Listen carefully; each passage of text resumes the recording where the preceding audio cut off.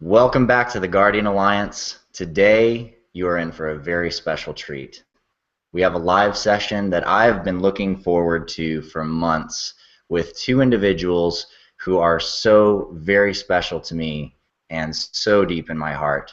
They are people who have dedicated their lives to sharing the message of truth, exposing corruption where it exists, and giving people the tools and the gifts that they need to begin to change their lives and thrive more in the world. To welcome, first of all, I'd like to welcome Foster Gamble. Foster, thank you so much for being with us here today. Welcome to the live session. It's an honor. Thanks so much for letting both of us participate with your network in this way. Thank you, Foster. It's such an honor to have you here today. And my other guest tonight is Kimberly Gamble. Kimberly, welcome. Thank you so much for joining me. Yeah, it's really a pleasure, Adam. We just love you and are always inspired by you and look forward to having time to interact with you and the community that has gathered here. So thanks a lot. Thank you. Thank you so much for your presence. So why have we brought together these two amazing heavy hitters?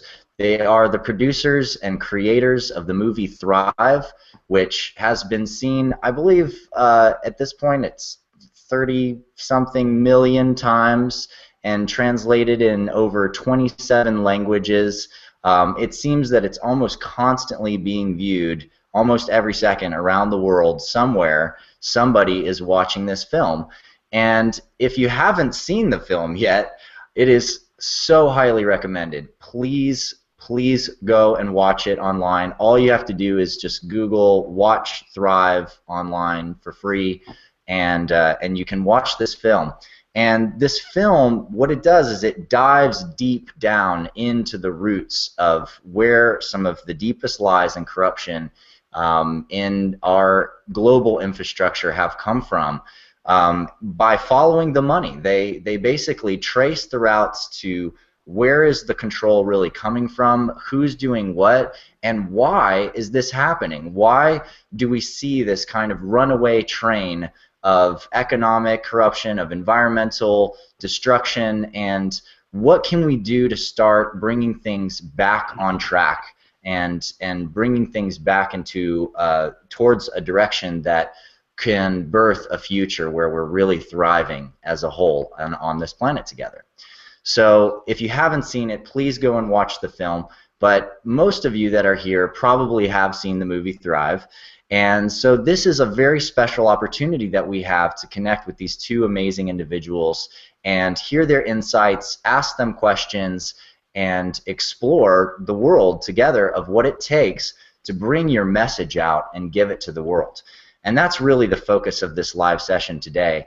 We're calling it Becoming a Planetary Ambassador because, you know, as far as ambassadors go in the Guardian Alliance, for those of you who are taking our courses, a lot of what we're teaching is about getting over those barriers that block you from sharing your deepest gift with the world.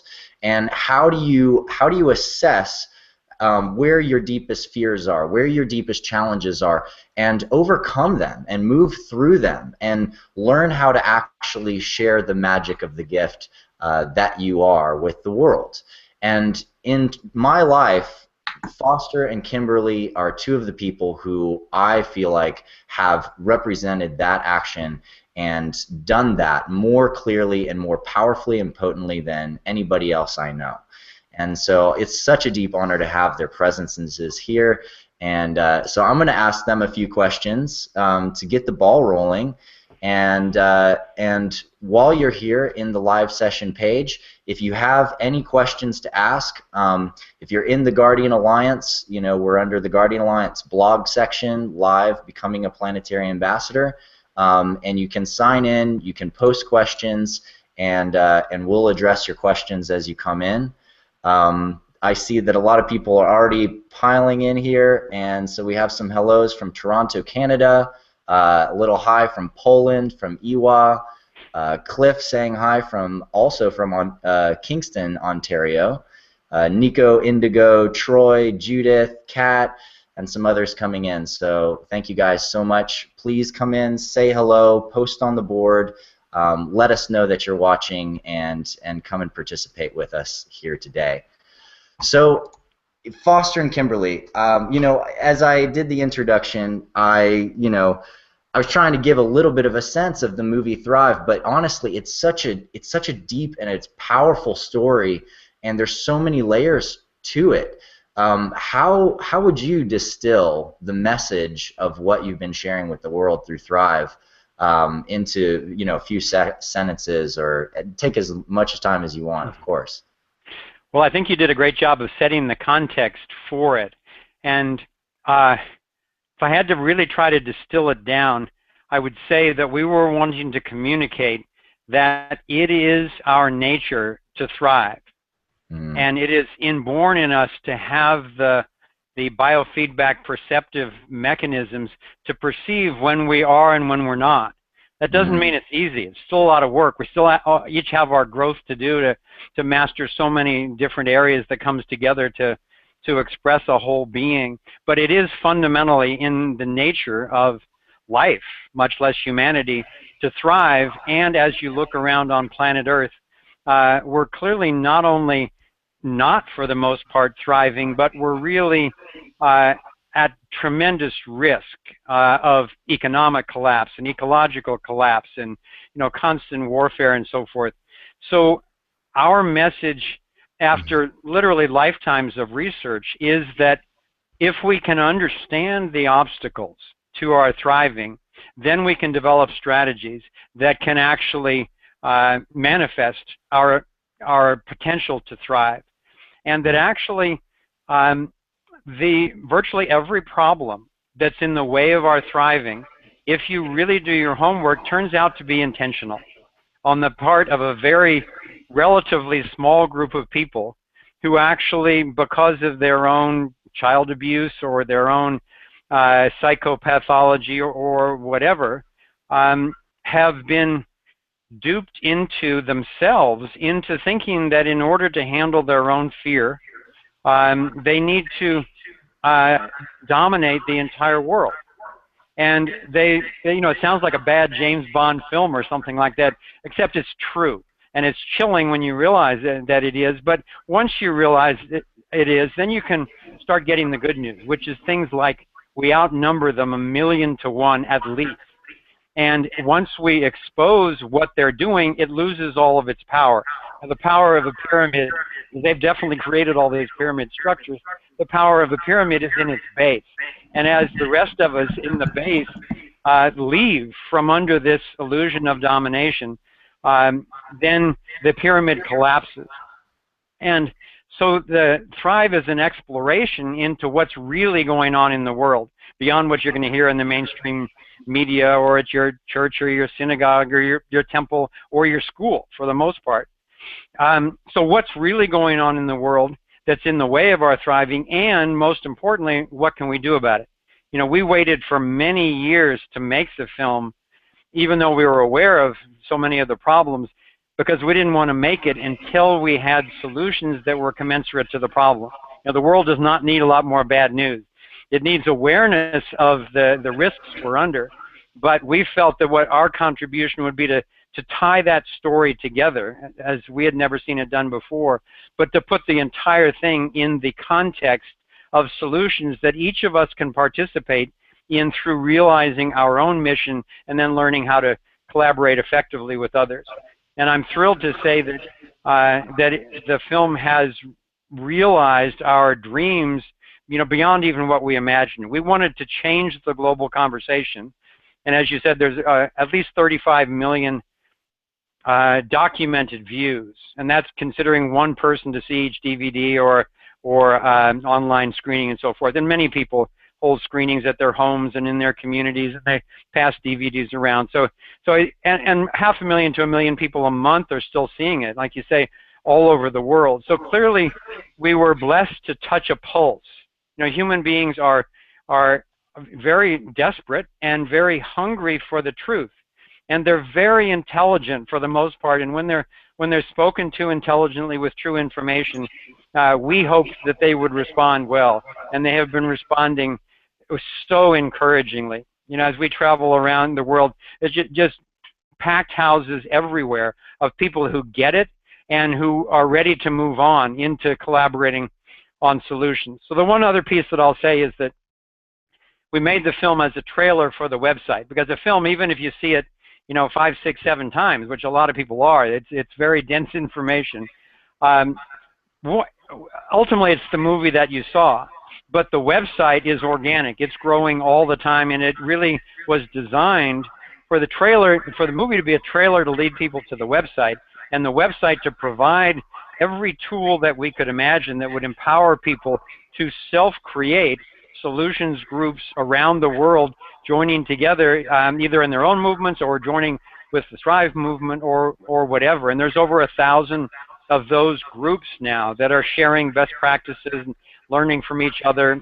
So we feel very gratified to have such a response on this planet right now. We several times we would look at each other as we were making the film, and we'd talk about, okay, either humanity's ready or they're not, and if they're not, this will make a great entry into some time capsule for the future or another planet or something, but we need to get this message out. Mm-hmm.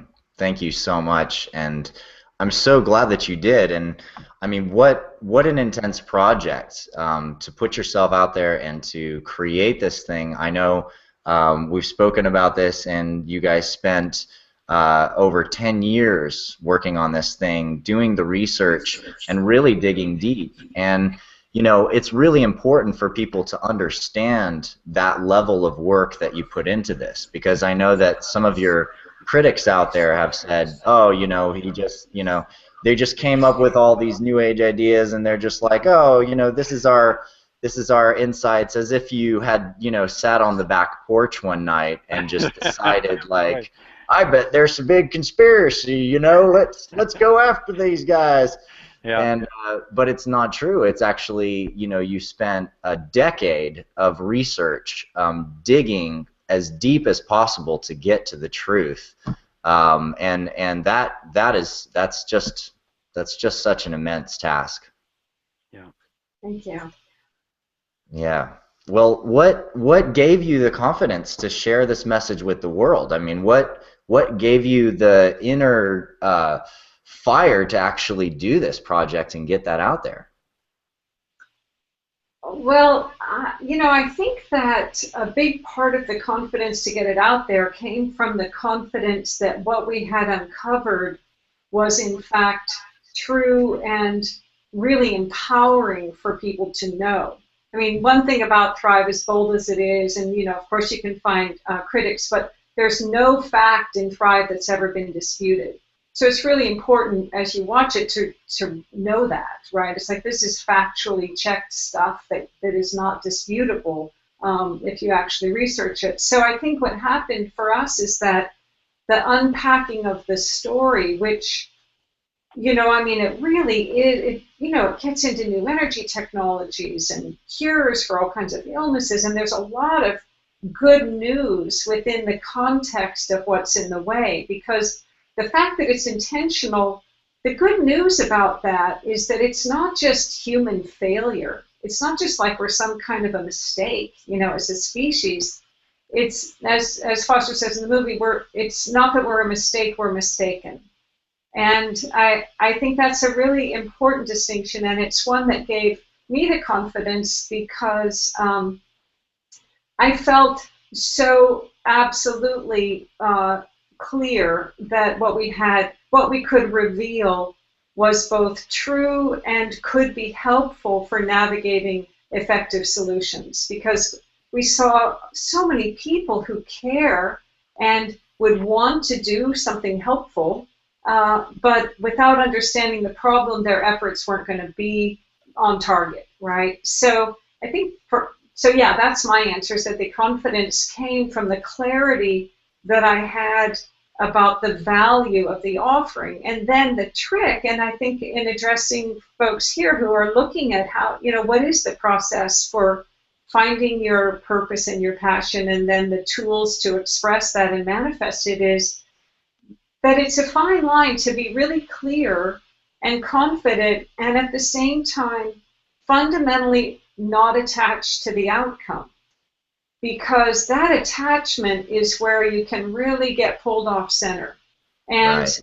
so the clarity that we had, that we were each on purpose, we were connected to our passion, we were really, individually and together, clear that we were doing what we were here to do.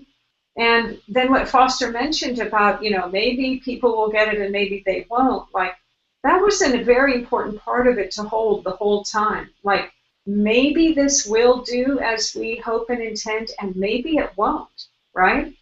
And that's true for any of us at any time. I think, there are the moments like we're very grateful that it was received and that people took the time to translate it into their own language, to get it to their culture. I mean, that's the ultimate compliment. I think it's 2 hours of movie for someone to sit down and translate that. It's hard, but I think that that it's very careful to have the relationship with self and, whatever you relate to in terms of spirit or life force or, that which we're embedded in. I think that's a really key part of the whole deal, because if you start thinking you're doing it for a particular outcome, you can get pulled off center, and you can never, that's not your part. Your part is to do what you're here to do, and then how it's received and what happens is actually not under your control. So that's the part of it that I think is most uniquely challenging and that requires visiting again and again as you're engaged in anything. Mm-hmm. Yeah, I would say that seems to be the piece that is the humility that's in it. And it's so powerful to hear that from you and to recognize that, because, for so many people who are in the process of learning how to get their message out there to the world, a lot of our students in the Ambassador program, they have big visions. A lot of my close friends, they have big visions and big work to do and big messages to bring out there about sovereignty and the truth, and about, all kinds of things, disclosure, energy systems, ways to, create sustainable living environments and things like that. And at the same time, there's this challenge, like, as they have this big message, there's also that drive inside to be that person, to be the one who gets the message out there, to be that person who gets seen by everyone. And it's a shadow that I think we all face. I certainly face it. I face that challenge between, like, is this for me? Who is this for? What is this for? And I constantly have to return to breaking down myself always, every day, and saying, I know what I'm doing this for. I'm doing this for the kids. I'm doing this for the children. I'm doing this for the future. And also, at the same time, let go of the idea that I might get that feedback and that gratification that my ego so desperately wants. And it's a challenge for everybody, I think, to constantly break down that place where we want that immediate feedback.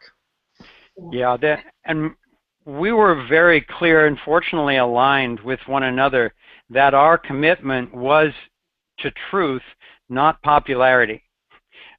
Because when you bring this kind of message to the world, by definition, you're not going to be popular amongst quite a few different individuals and institutions. And what you said, I really echo, Adam. It was that I have a number. We each have a number of grandchildren now, and when I play with my grandchildren, who are just enjoying life and exploring, and they're curious and loving and all this stuff, and have no clue of an emerging police state or all the toxins that are being spewed into their environment and the agendas for dominating them and so forth. There's no way that I could have sat on a beach drinking a Mai Tai while that agenda was going on, threatening my children, my grandchildren, my loved ones, my species, and my planet. So there was never any question for either of us whether or not we would dedicate ourselves to this, or about holding back on telling the truth. Both Kimberly and I have been activists for decades before we even met. And we've each had a lot of success with huge activist projects going up against, federally funded onslaughts directly from various presidents, from the nuclear freeze to toxic aerial spray to a land grab here in California that they were trying to do under the guise of making it a park. But we exposed that the map, we found that the map of what they were going to make into a park was an exact overlay for the oil and gas explorations that they had done. And they were trying to take everybody's ranches in this rural area and seize it, turn it into government land, and then lease it out to destroy it for oil. So once we found that truth, it was literally only about a week before we stopped the entire project. And that was also true for when they tried to spray us with toxic spray to kill a supposed little moth that was causing no damage here in California. The same thing. We found once we used our 12-sector model, and the lawyers did their thing, and the doctors and the scientists and the artists and the media people, everybody was divided up doing the stuff that they most wanted to do, but staying in touch with each other and pooling the information.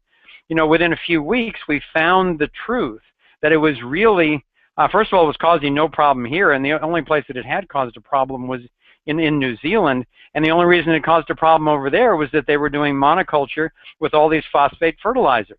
And when they finally got busted on that, went back to organic polyculture farming, all the little insects went back into balance, and the yield was higher and the whole thing.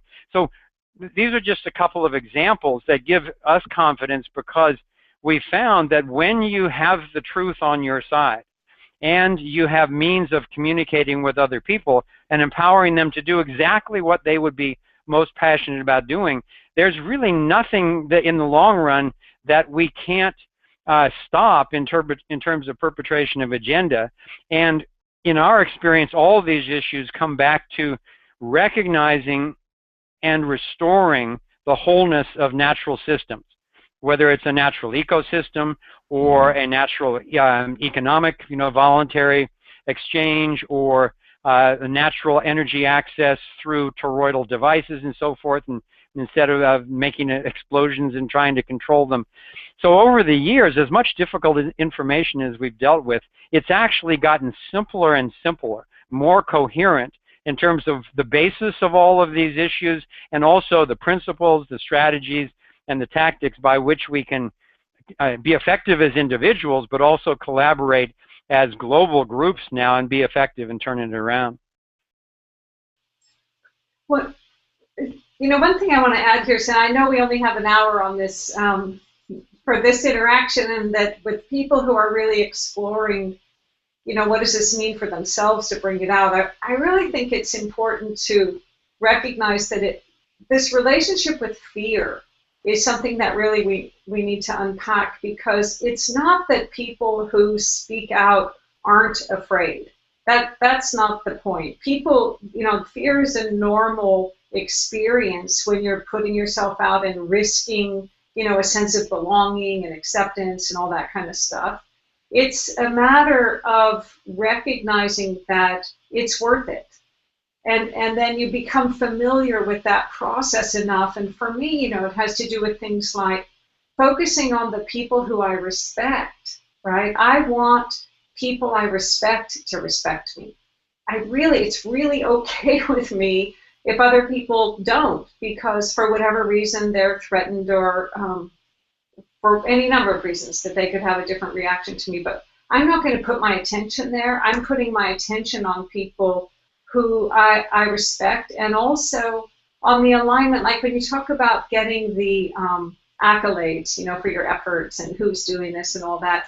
I actually have found a lot that, when you're really clear about your purpose, which is a big deal to get clear about, you get clear about your purpose and you're plugged into your passion, and you're like operating as this arm of consciousness, right? Where here we are on Earth doing the Earth part of this huge life force movement that's happening. And there's such satisfaction in a good night's sleep because you have peace in your heart from doing what you know you're here to do and it's right. And so I think that's just really important to be real about, that it's not that you won't feel afraid. It's not that you won't have people. I mean, everyone who speaks out about anything gets attacked. It is the nature of the times. And it's the nature of how people relate to leadership and relate to having their worldviews challenged. It's just, that's just so. And so recognizing that means we can kind of go, okay, that's part of the deal.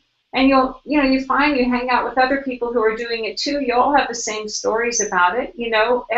Everyone will have a day where you kind of get off and go, wow, that hurt, something that came back at you. And then it's like, yeah, it did, and here I am. I'm going to just keep going with what's mine to do. So I think that acknowledging the relationship to fear and becoming friends with it is a big part of leadership and of claiming your voice and getting your message out there. Yeah, indeed. I mean, that is, I think, one of the deepest core principles that we really try to address in the Guardian Alliance as a whole, is facing that core fear that comes up in any path of life that we might take, because it comes up when you're dealing with, any kind of deeply physical action, and let's say you've got to resolve a conflict and there's a fight going on between a couple people, and you're the only one that can intervene because there's this person and he's going to totally, beat the junk out of somebody else, and you're there and there's this opportunity and your heart is just pounding in your chest and you're just freaking out on the inside, but you have to actually use that energy and channel that to actually create the resolution. The same thing for the weavers who go through our weaver courses. When you're practicing sexuality, learning about social balance and emotional balance, some of the most terrifying moments in some people's lives was the first time they were intimate with someone. It's scary. And of course, sharing our work, sharing your vision out there to the world, I think is in many ways, most people recognize that terror around getting on stage and having to talk to many, many people or put themselves out there and expose themselves in this really, really deep and present way. And the other archetypes have different ways of going about it too. I mean, we all have different levels of fear that we deal with as healers, and in regards to being healed and to facing our own wounds and moving through those. Wizards face the challenge of the fear of somehow, like, how do I actually package all these ideas, my whole mind, which goes in every possible direction? How can I pull something coherent out of all of this? And then the Star Walkers, a lot of times their great challenge and fear is actually facing the fact that there are spirits walking around, that there are extraterrestrial beings that they can talk to and be in contact with and have this incredible experience. And how do you move past your fear of that edge of what's accepted as reality or, what everybody else thinks, and actually engage your real personal deep experience to move forward? And I loved what you said about, the fact that, when people are attacking you for your beliefs or your ideas, you just have to keep going. You just have to keep moving and share with the people that are there around you to support you, the friends that you can gather who you trust and you love, and use that and just keep going. Don't stop because you're being attacked. Like, trust that you're doing something right and that there's truth in it.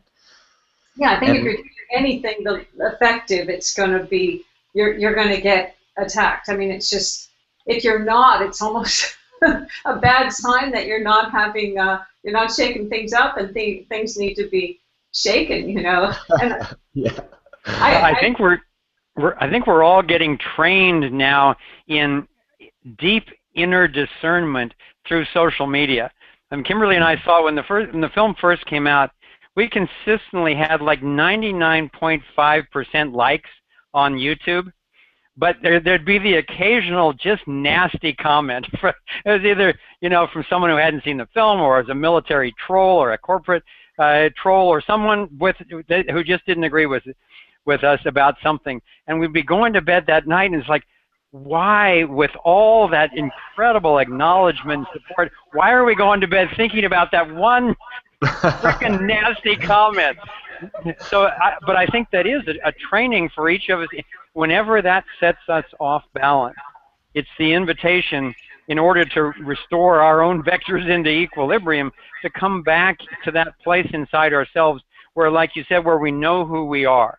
And if we're blessed enough to have found that and be living a life of purpose, then that can give us the confidence that that we can notice those things but not let them throw us off balance. Yeah, exactly. I certainly deal with it a lot in videos as well, and Sure. and it seems to be that there's usually like the one or two people that go at you, and they're responsible for like half the comments, because Right. they just go at everybody who's on there, like, you know, I can't believe you believe this is true, you know, and it's intense. And I've watched the flip side too, with the whole flat Earth thing, and we don't have to get into that, but we also noticed, though, if this is, I hope this would be reassuring to some of your alliance if they're just setting out into, you know, big manifestations, that we had to combat a certain amount of that just to keep the facts real, and to safeguard our reputation and integrity, so that the lies weren't becoming the truth. So we had to do that for a while, and as our network built and people understood that we were real, you know, we weren't just acting in a movie, you know, this is us, and this is our message, and this is our life's work. As people realized that, then when one of those trolls would come on to YouTube or the website or Facebook or something like that, within moments, people from our own network would be, usually respectfully, setting them straight, saying, listen, you don't know what you're talking about, you're not making, there's no facts, we know who these people are, so just, you know, go elsewhere unless you've got something beneficial to contribute. So that really turned the tide in a respectful way to expose that kind of thing. So as your network builds, you don't have to do that much yourself anymore once people know who you are. Right.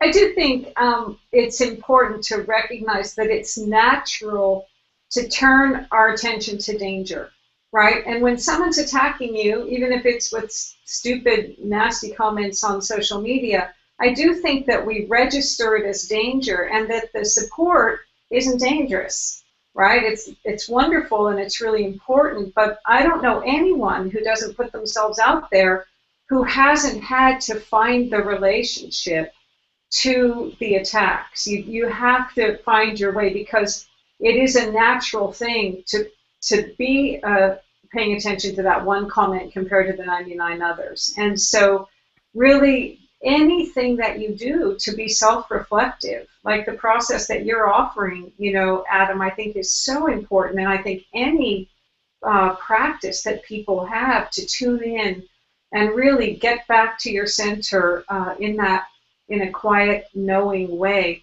is always time well spent. No matter how much work you have to do to get your message out there, there's no time wasted in knowing yourself and in having a practice of coming back to center, because it is guaranteed that there will be things to pull you off from time to time. And the quicker you can come back and really know who you are and why you're doing this, the better it is. So these things that might seem like, oh, geez, I have so much to do to get my message out. I don't have time to meditate, or I don't have time, you know, for whatever it is. It's like, you do.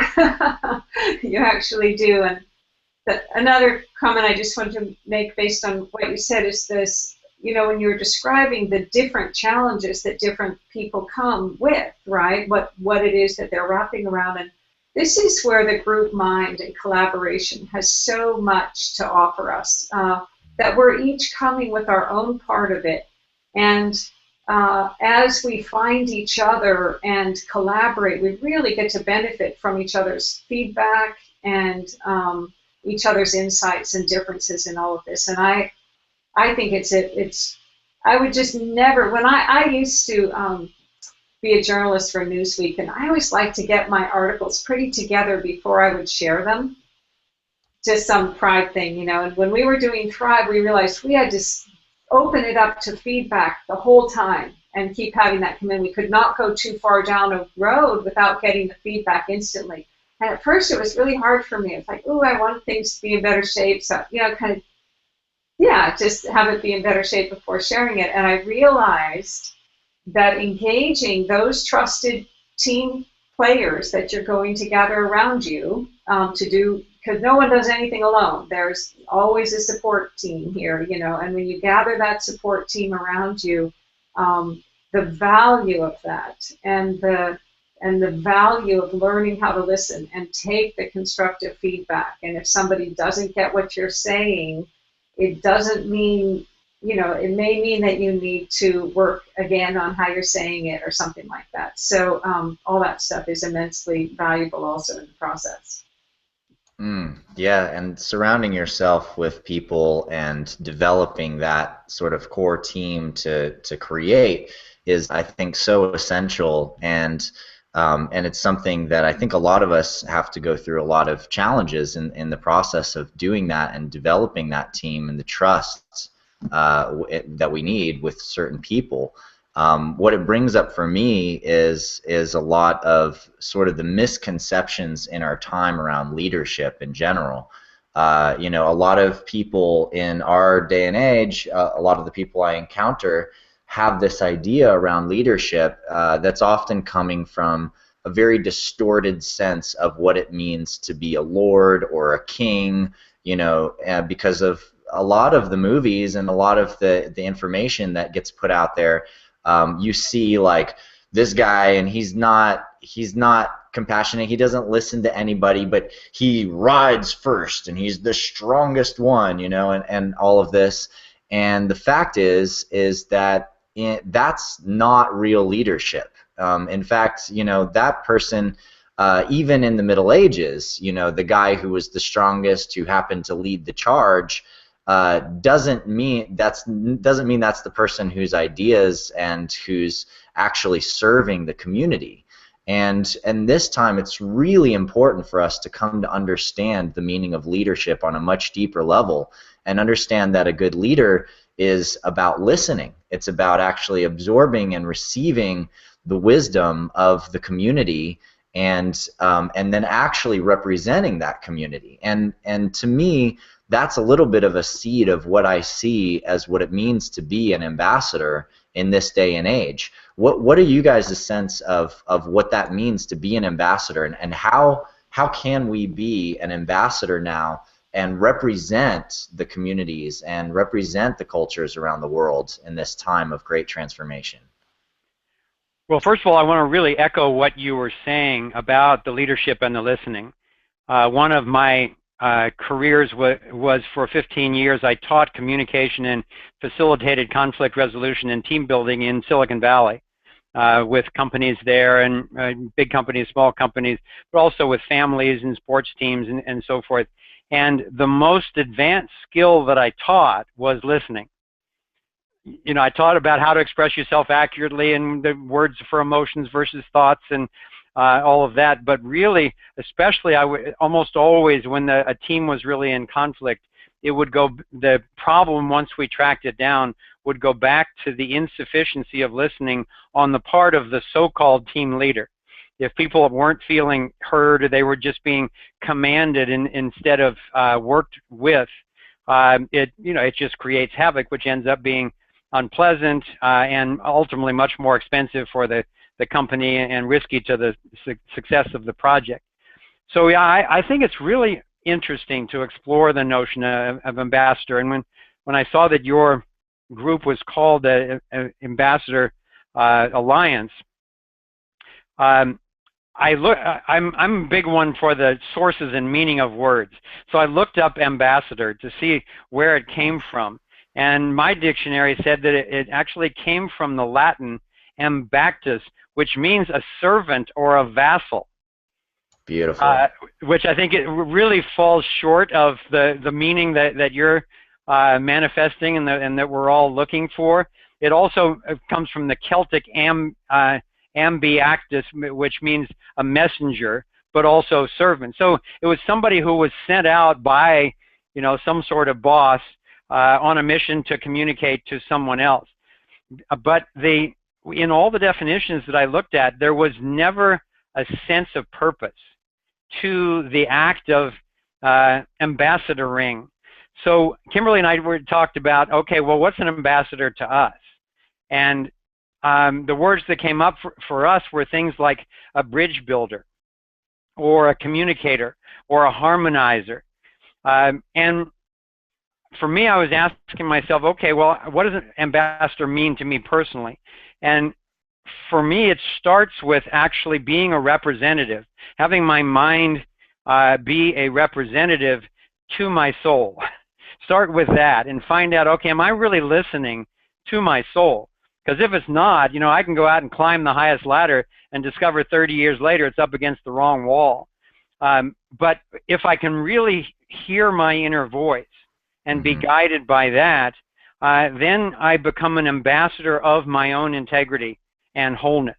And from that, then I want to be an ambassador to other individuals in my life. I want to be an ambassador particularly to other worldviews. I think this may be the greatest challenge of our time, is to actually be able to represent one's own worldview to a differing worldview, but to be able to do it respectfully so that there's a real opening for learning both ways, as opposed to try to intimidate someone or force someone or dupe someone into agreeing with you or coercing them into acting on your behalf. So I think that's the change in ambassador from the old time when the king just sent somebody out at the risk of their own life to, deliver a message or something like that. But I think the ambassador also goes further for me. Beyond worldviews, or really adjacent to worldviews, is how can we be an ambassador to other cultures? And beyond other cultures, actually to other species. And with your network, I can, talk very openly about that. We are all galactic citizens, whether we like it or not. It's a matter of how good we are at it. And one of the key things, I think, is to be willing to listen. And Jacques Vallée says that over 80%, he believes, of the extraterrestrial contact is non-physical. It's actually coming through telepathically from non-corporeal beings, interdimensional beings, or non-physical ETs. So listening inside is no simple deal. There's listening to yourself, then there's listening to other messages that you're getting from other entities, and then even beyond other species. And I'll finish with this: is I think that we are ambassadors to other times. So like we were talking about making Thrive, even if it just needed to get put in a time capsule, we needed to communicate to beings from some time where this might be of benefit. So I think that ambassador for me has taken on just a fabulous scope of activity and meaning that each of us is defining by how we do it and how well we do it. Well said. I appreciate that, Foster. Two things for me with an ambassador. The notion of a servant, like, I resonate with that in a different way than not being sent by the king, but by tuning in to a cosmic source, which I think you're calling your soul.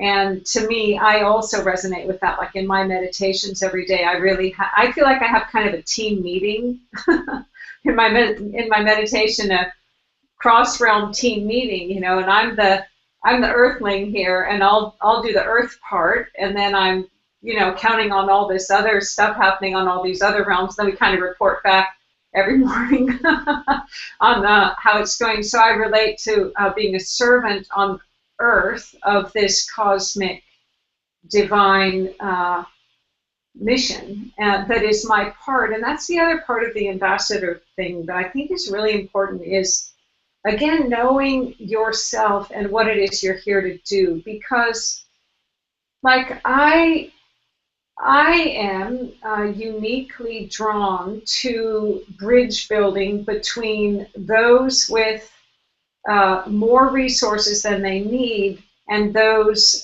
who don't have the resources that they need. That's my particular, I'm very comfortable in both worlds and very comfortable speaking to both worlds about the other.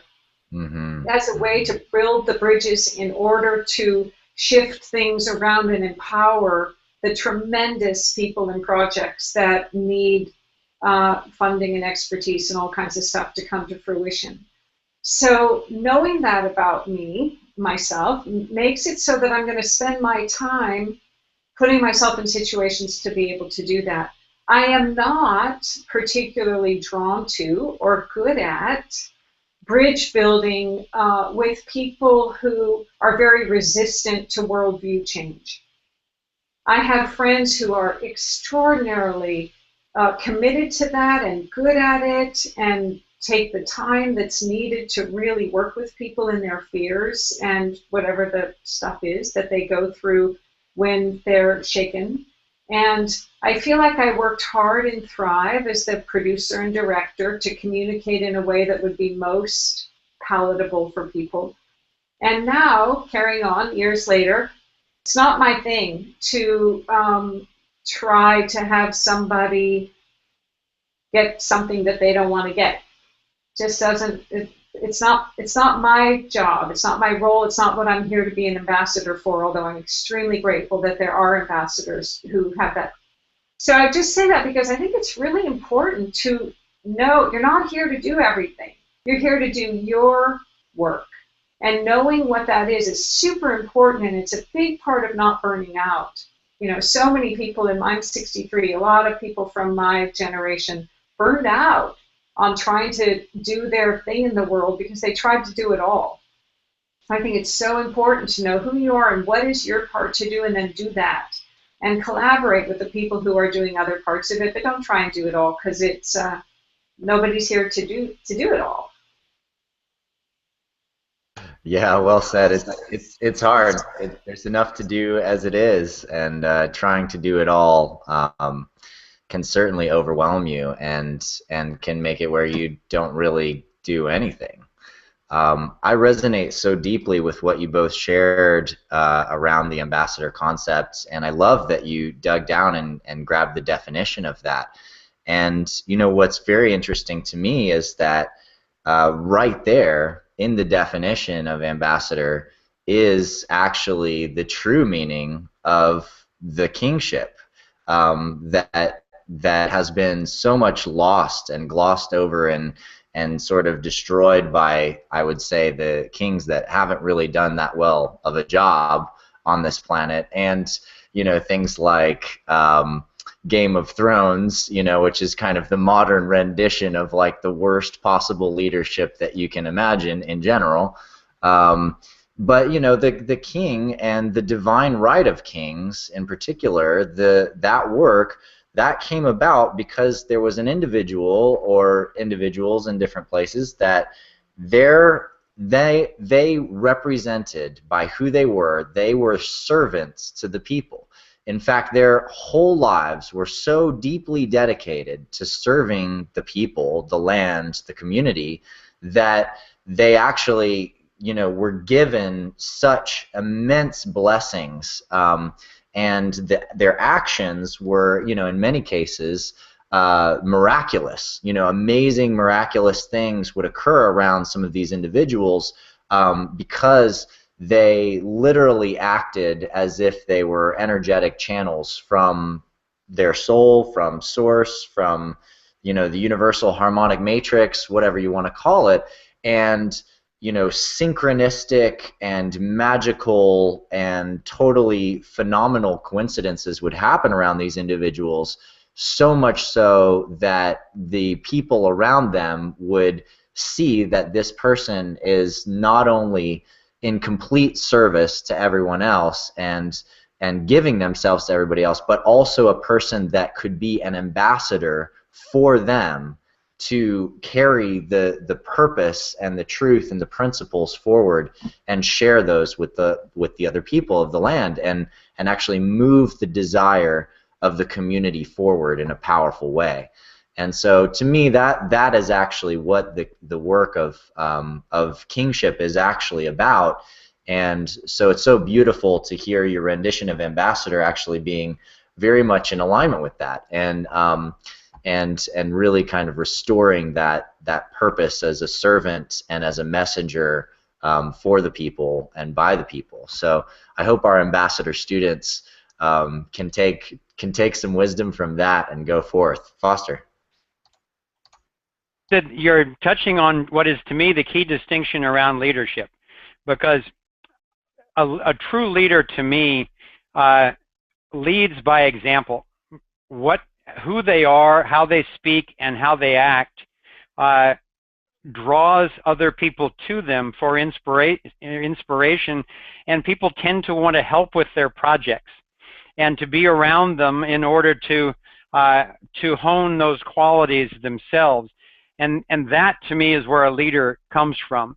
And it's so different from the so-called leaders of the so-called nations of the world right now, where the entire structure has been really seized at the point of a gun. If you trace back these nation states, they were all created by, as far as I know, by someone with an army claiming power, harvesting a tax base, and then telling people what they can and can't do, and then justifying it somehow.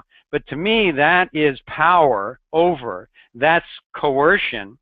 It's deception, but it's not leadership. And unfortunately, when I look to most nation states now, including our own, to see the conversations amongst the people, hoping to be our so-called leaders, it's not super encouraging to me, I must admit. Yeah, unfortunately, I feel similarly. And there are little rays of hope. There are slices of hope where it seems that there are some individuals who really have the welfare of the people in mind and are fully representing themselves and holding integrity around that.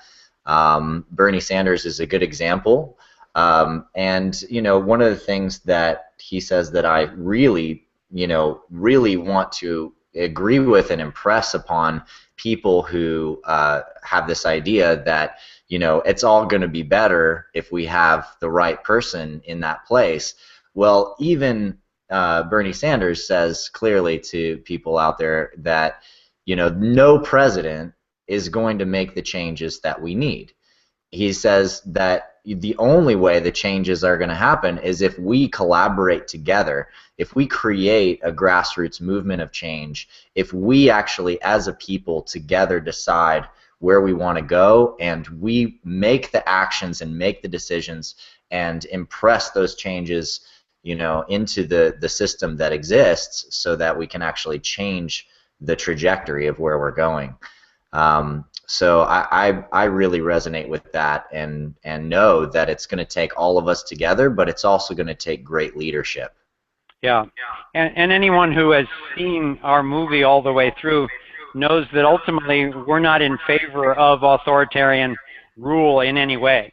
We're in favor of rules protecting individual rights, but not of rulers where anybody has rights that other people don't have. So I agree that there are rays of hope that in a political campaign. Mostly what I get is hope in people, because as they see somebody who seems to genuinely say they're going to stand up to Wall Street corruption, or they're going to stand up to the fake media or something like that, the people tend to respond and go, yeah, and the people are really obviously desperate for someone outside the traditional Washington consensus, and that's why I think Bernie and Trump are both so popular right now, is that people are trying to cling on to anyone who offers an alternative to what is obviously dangerous and gridlocked.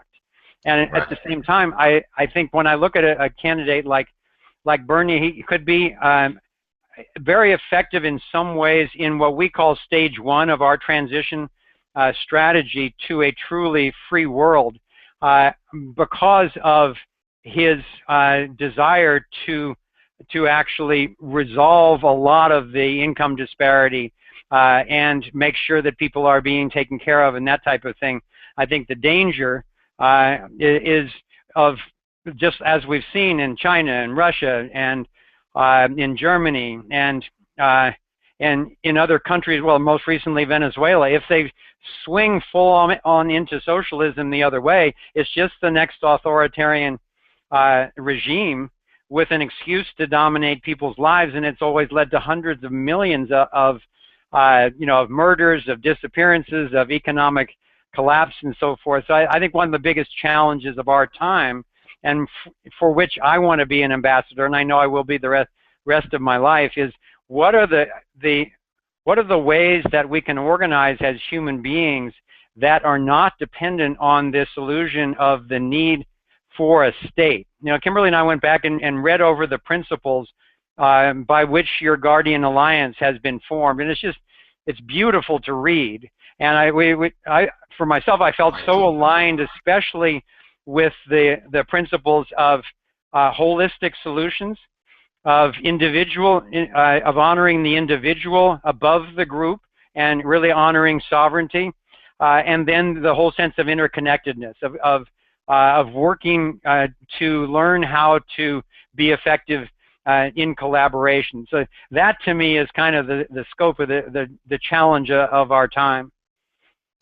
That's very well said. And you know, it is crucial that we learn how to collaborate, and I would love to learn more from you, maybe in another talk sometime, or if you do another video, Foster. It would be great to hear you assess some of the dangers of the socialist swing, as you put it, so that people, especially people who are really, really pushing and getting behind that, because honestly, it's that, or someone who's on the board of Monsanto, or someone who's like trying to build a wall, or there's like fundamentalist evangelists, and it's like, wow, okay, well, that's really the best action. So, and as you said, it's phase one. So, but how do we move into that, phase one, and then but steer the ship in such a way that we can actually pilot it through these massive changes? Exactly. The key is having that goal in mind.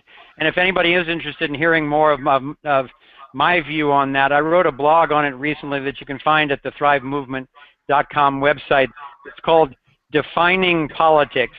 Knowing what we're talking about could save our lives, where I really break down the different candidates and the different ideologies and so forth, and the kind of pros and cons of each one. Nice. Thank you. One thing on that I'll add is that for me, in working, so thrivemovement.com, that's a good place to go to follow up on a lot of stuff, but one of the things I'm really focusing on now is Thrive Connect, which is our project to identify the most just a range of real breakthrough innovations and projects in each sector, and develop the infrastructure that's needed to bring them to fruition. And so in terms of leadership and hope, I have to say one of the things is that I am aware of fabulous breakthrough innovations that people have come up with at great risk to themselves, often, without anybody there saying, yeah, I'm sure you're going to be able to succeed in this, but just doing what they came to do, whether it's new energy technologies or cures for cancer and cures for all these illnesses, and nuclear decontamination and water purification and educational software and social justice. I mean, there are so many fabulous things that people are doing, listening to their own calling and coming forth with it, that for me, no matter who's in charge there, my hope comes from being able to really get these unstoppable innovations out to people, because my hope is, as we can have people spend less of their time and free up, the time they spend gathering water and dealing with power needs and working 3 jobs and all the rest because of the deceptive economy. As we clean those things up and free people into their own creativity and power, I'm just immensely encouraged by who people are, and who they continue to show themselves to be under all kinds of circumstances. So, I'm grateful for the people here honing their skills as ambassadors, and grateful for the people all over the planet who have been developing these solutions just because they knew it was the right thing to do. Yes, thank you so much, Kimberly. And I'm so thankful for this community coming together as well, and these leaders showing up to do this great work. And I know your work in Thrive Connect is absolutely amazing, and I'm certainly honored to be a part of that collective and to be, a project that you guys are interested in supporting and working with. And so thank you. Thank you so much for supporting in that way and seeing the vision that we're holding, because I fully agree with you and totally hear you, Foster, on the front that what we really need is the distributed, autonomous, community-based systems around the planet, where every community can sort of form their own fundamental laws and rule systems and support systems that can really nourish them and support them in their own biosphere and with their own culture and with where they're at on the planet. And also, having it be a globally interconnected system enables us to exchange best practices and always be learning from each other and create a much more dynamic kind of system of change and growth and development than I think what we generally see right now at this time. Yeah, I agree. And one of the things that's most exciting to me is I think we're at this unprecedented point in history where, as the current corrupt structure collapses, which I don't see there's any way that it won't, it always has throughout history when it gets to this point of completely fake money and domination and so forth. But it's always been replaced by the next authoritarian regime. And Kimberly and I are blessed to be in this position where we're literally working with over 1,000 different people who are bringing in solutions that cover all 12 sectors. So we're getting to see that for every major issue, there are already workable solutions. But it's just a matter of bringing those out, of having them have the resources that they need and getting them all in communication with each other so that we can actually create, as you were saying, a decentralized, thriving civilization where people's individual sovereignty is honored, number one, and where we can share resources, where we can share best practices and so forth without anybody having the right to coerce anyone else. Yeah, exactly. And one of the things that really comes up and has been a question I've seen posted on the wall here. And by the way, night is falling. We're coming towards the end of our session. And so if you have a question for Foster and Kimberly, please post it on the wall. We'll probably go for another 5 to 10 minutes. So please post it now to have your chance to ask them anything. But one of the things that's really arisen for me and that I see coming up is, what are the critical steps that we can take as individuals? Because that's really what it comes back to, right? Is like, what is it that we can do to make the biggest difference? Because we can't rely on just, our representative in Congress or our representative as a president or any just representative, because usually in the situation we're in, a lot of our representation also becomes part of the authoritarian state, and it's a lot easier to corrupt a system where all you have to do is pay this one guy, a few extra $1 million to choose what you want, instead of, affect the 10,000 or 100,000 or million people that have put that person up as their representative. Yeah. Well, one of the things that I've been doing since the film came out is going around offering Solutions Summit workshops in which we get very, very specific in inviting people into their own inner awareness and then outer action in answer to your question. So to be as succinct as I can about it, what we encourage people to do is, first of all, write down your purpose in life. A lot of people get through their entire lives without ever doing it, and I think it's the most fundamental question that as adults that we can answer. And it's not as big a deal. You don't have to go off and do a 3-day workshop to find your purpose. I'll bet if you actually sat down for 20 minutes and just started writing, you would get clear on your purpose, because nobody knows the answer to that really but you. Once you get clear on your purpose, then we invite people to look at what kind of change they want to make in the world. What sector most draws them? Is it the arts? Is it spirituality, worldview? Is it justice? Is it economics or media or whatever? And then identify the one or two which draw you the most. Now, hopefully you've already got some expertise in it, but you can get it if you don't. And then once you have your sector, then look at what we call the level of engagement. And this is a big relief for people when they start thinking this way. Instead of solving all the problems of the world themselves, which so many activists think they need to do, and it leads to burnout very quickly. And once you know your sector of interest, then ask yourself, do I want to work on meeting immediate needs, feeding people, healing people directly, or am I more comfortable working with systems, to improve communication systems or health systems or economic systems in order that more people would have their immediate needs met?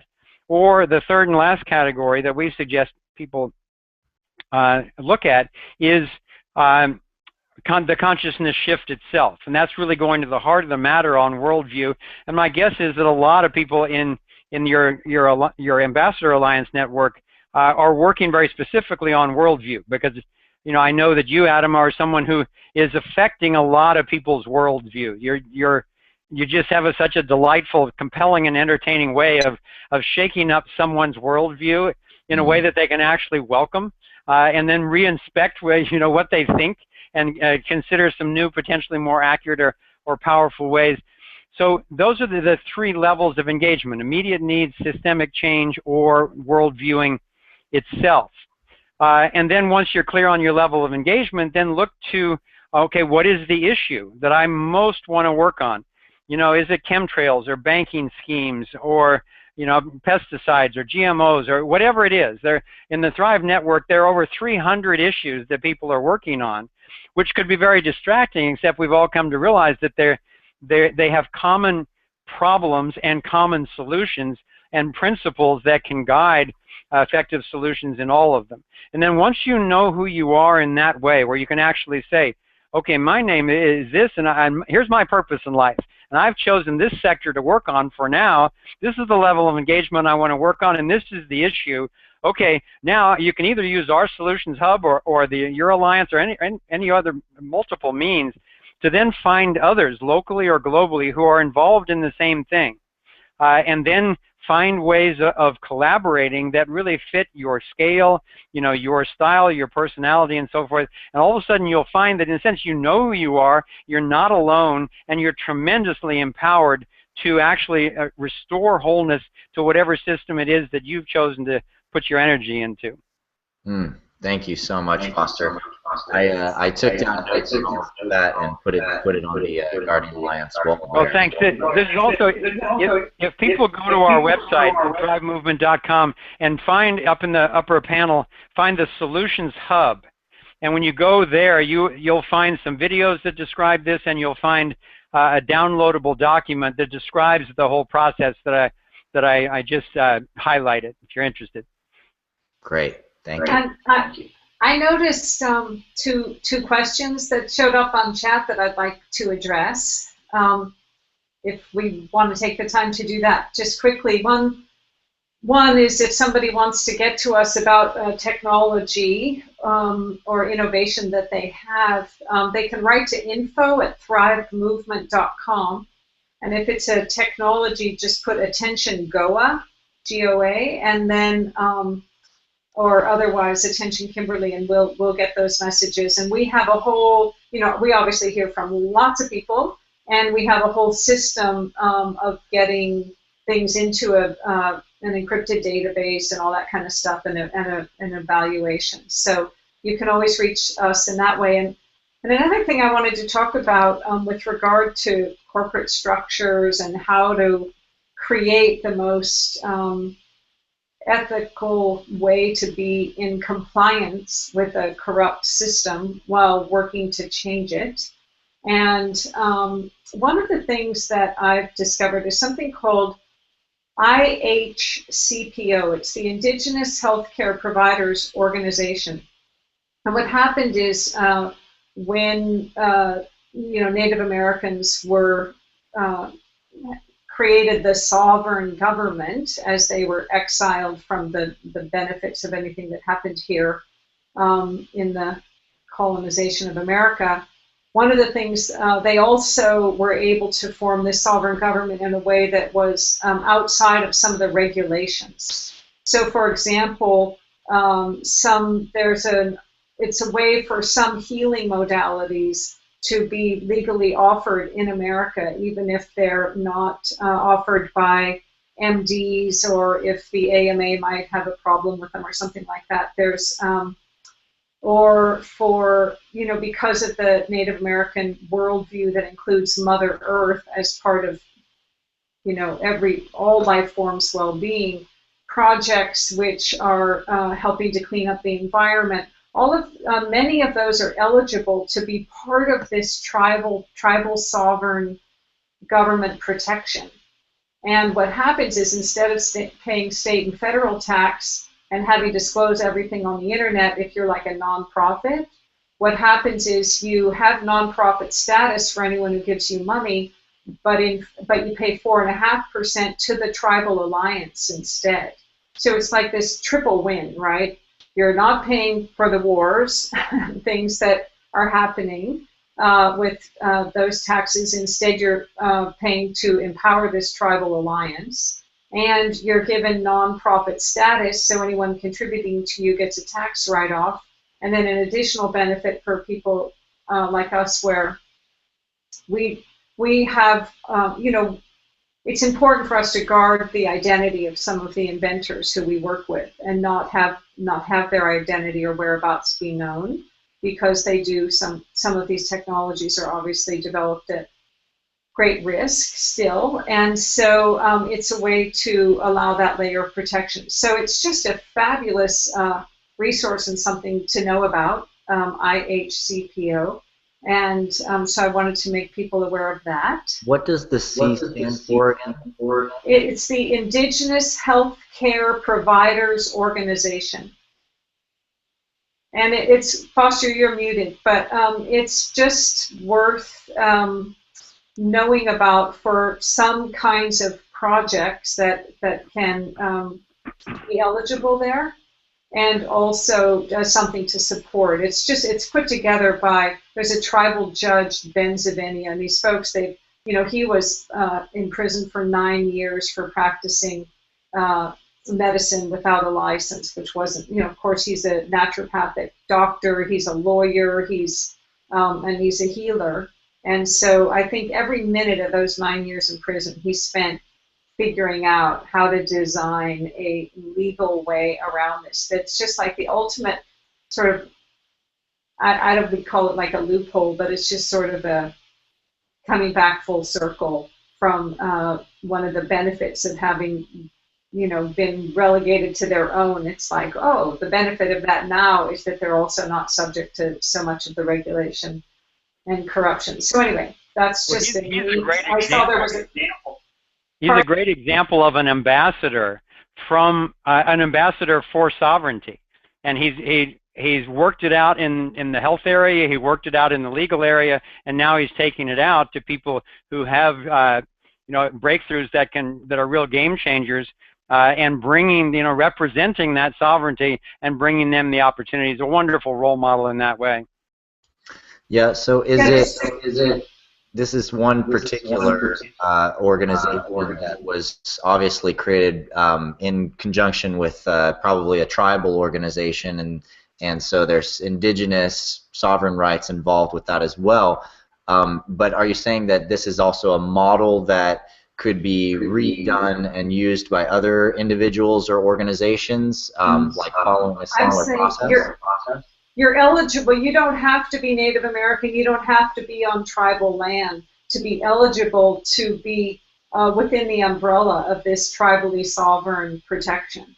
So if you are creating a solution, Adam, or any number of your ambassadors, that needs a corporate structure, and that is, providing meaningful healing, one alternative corporate structure could be to become a member of the IHCPO.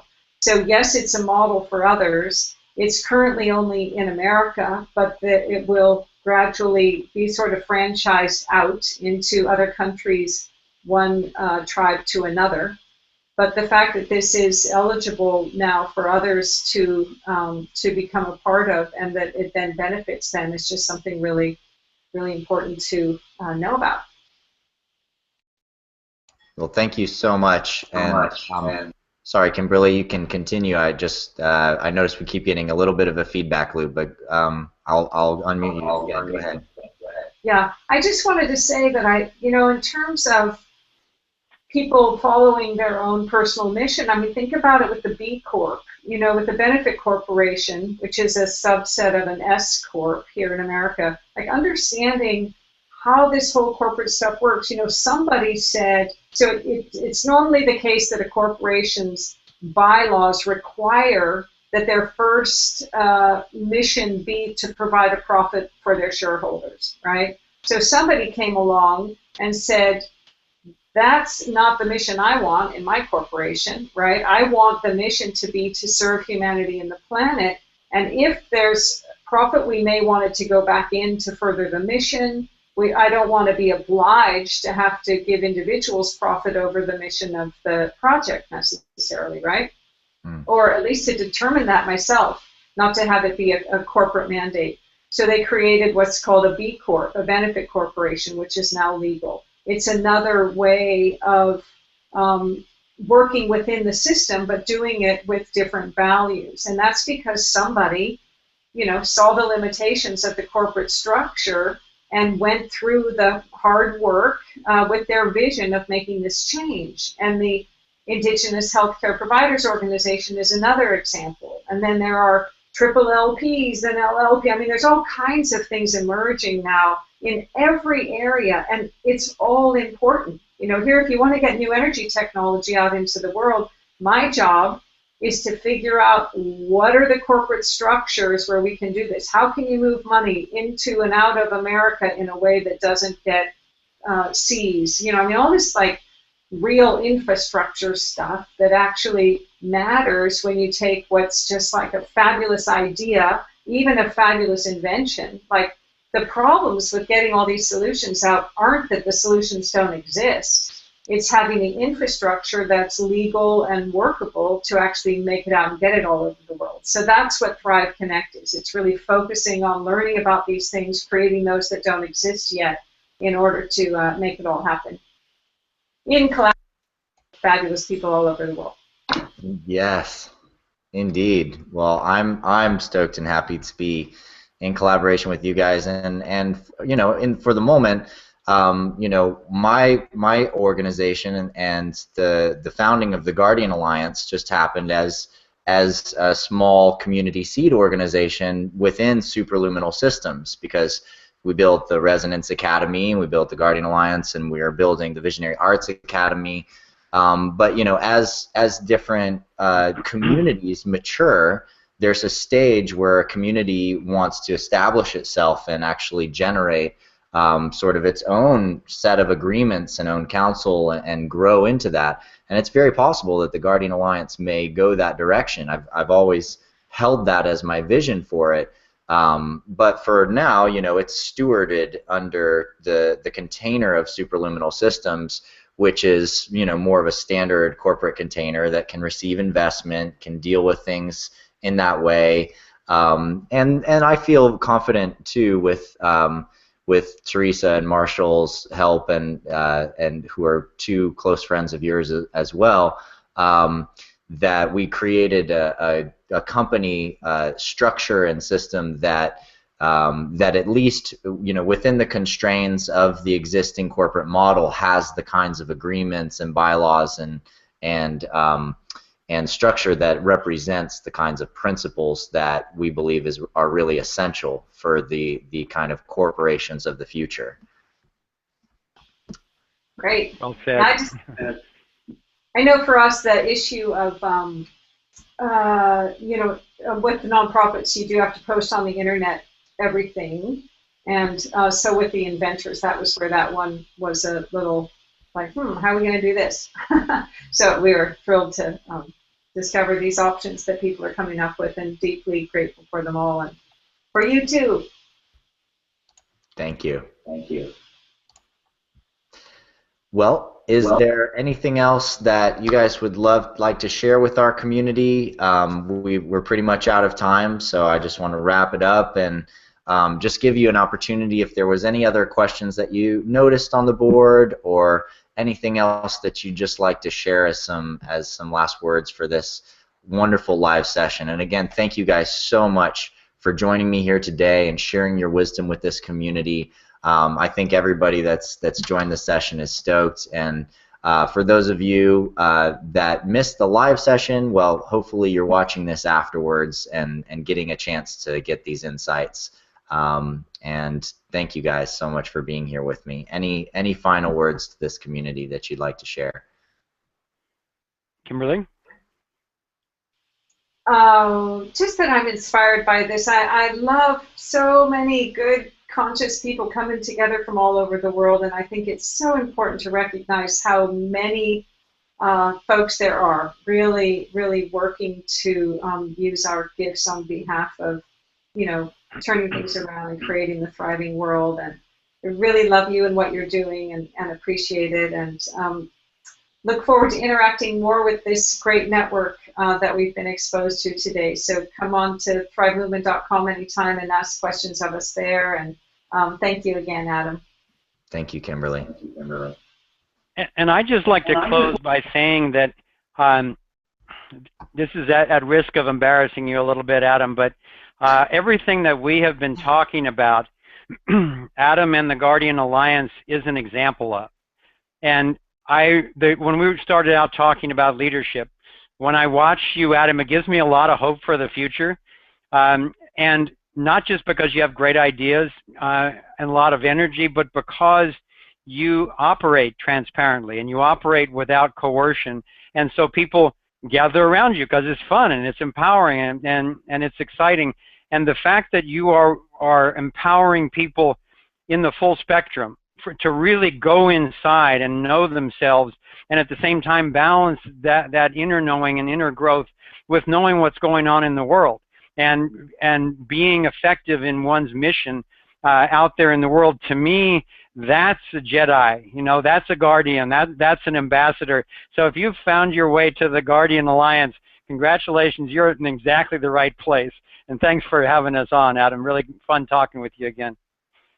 Thank you so much, Foster. It's such a deep honor, and your heart and Kimberly's heart, you guys are just such amazing, blooming, radiant individuals, and your presence here has just warmed up this whole fire that this community is gathering around. So thank you so very much. And if you are watching this live session and you're not a member of the Guardian Alliance yet, you're seeing it on Google, on YouTube, or through the eWow networks, please come and join us. Come check it out.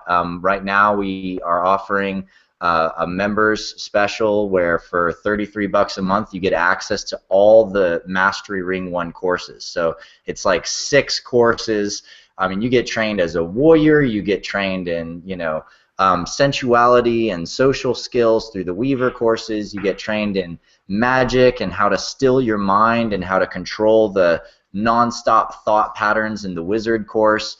The Healer course teaches you how to engage with other people and heal yourself so that you can offer your skills of healing and wisdom to other people. Ambassador course teaches you how to overcome your fear and share your beautiful gifts with the world through communication and media. And then finally, the Star Walker course, which opens your mind up, teaches you about each of the layers of the energy field in your own body, and shows you some of the insights that you can use to access other realms, connect with spiritual realms, connect with extraterrestrial realms, and go beyond, or go where no one has gone before. So we hope that you guys come and join us, become a part of this great community. It's at guardian.is is a quick way to come in and check it out. And for those of you who are already students of the Guardian Alliance and here with us, we have such an exciting year for you. We have 4 new courses that are going to be coming out in the next few months. And there's a whole nother ring of courses that are in the works for this year. So thank you guys for joining us. Thanks for being here with us, Foster and Kimberly. An honor and pleasure to be here with you again, my friends. And I deeply look forward to our next chance to see each other and do some great work together. So, Thank you. Thank you, everyone. Thanks for being here. Aloha.